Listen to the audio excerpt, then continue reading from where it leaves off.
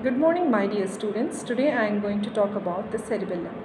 So that is the physiology of the cerebellum. Before understanding the physiology of the cerebellum, let me have a look into the structural details and also its connections, and then also about the functions of the cerebellum.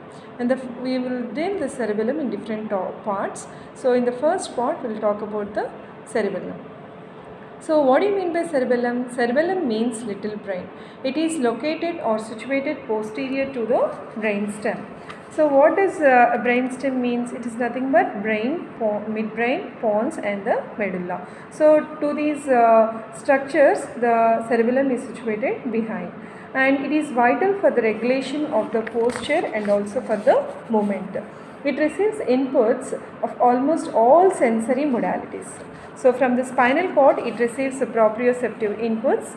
Proprioceptive inputs means it is nothing but the joint sense and the joint position sense. It receives special sensory inputs from the visual, auditory and the vestibular structures. It projects to almost all areas of the brain and are involved in the control of the motor activities. The cerebellum plays a critical role in the motor control by integrating sensory and motor information in the brain.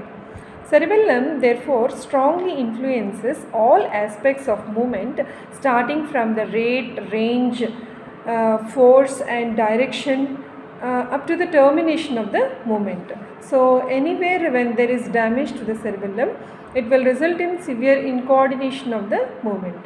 Cerebellum projects directly to the brainstem nuclei that give rise to major descending pathways. Therefore, damage whenever there is any damage to the cerebellum, it will result in severe postural abnormalities. And the cerebellum also regulates vestibulo-ocular reflex and also motor learning. So we will continue about the functional organization of the cerebellum and connections in the second part of the cerebellum.